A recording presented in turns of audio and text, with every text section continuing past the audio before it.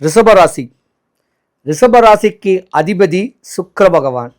உங்க ராசிலையும் 3 நட்சத்திர பாதங்கள் பலமா இருக்கு. பலம் வாய்ந்த ஒரு ராசினாவே நீங்க தான். கிருத்திகை, ரோகிணி, மிருகசீரிடம்.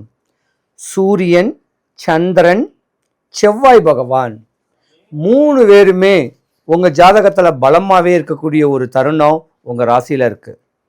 அப்ப சூரியன்னா எம்பெருமான், சந்திரன்னா அம்பாள், செவ்வாய்னா முருகன். அப்ப அழகும் அறிவும் திறமையும் ஒழுக்கமும் படிப்பும் பண்பும் நிறைஞ்ச ஒரு வியாபாரியா கூட நீங்க இருப்பீங்க. ஏசி காத்துக்கிலேருந்து உட்கார்ந்து வியாபாரம் பண்ணக்கூடிய தருணமும் இருக்கும், விற்காத பொருளை விற்கக்கூடிய தருணமும் இருக்கும் உங்க ராசி. ஆனா நீங்க தாங்க பாவம். ரிஷபராசி இருக்க வேண்டிய பெண்கள் தான் ரொம்ப கவனமாவே இருக்கணும். ஏன்னா ஒரு குறிப்பிட்ட கால வயசு, தாயி தகப்பன் அண்ணன் தம்பி மேல நீங்க பாசக்காரு. சின்ன வயசுல இருந்தே ஒரு 15 வயசுங்கிறது இப்போ ஒரு கணக்குக்கு ஒரு 17 வயசுக்கு மேல உங்களுக்கு ராகு தசை நடக்கும். பெரிய படிக்கணும்னு ஆசைப்படுவீங்க. தாய் தகப்பனை விட்டு வெளியே எங்கேயாவது ஹாஸ்டல்ல தங்கி படிக்கணும்னு ஆசைப்படுவீங்க.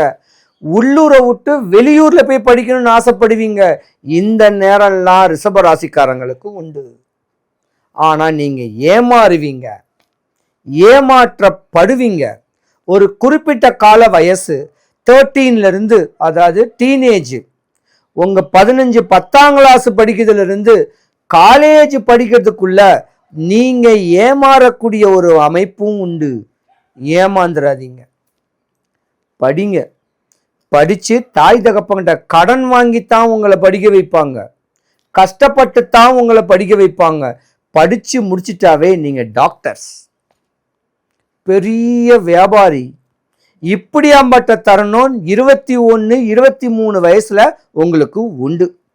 ஆனா உங்களை பொறுத்த வரைக்கும் ஆசை பாச அன்பா பண்பா அனுசரணையா ஒரு ஆணுடைய நட்பு டீனேஜிலேயே கிடைச்சிடும்.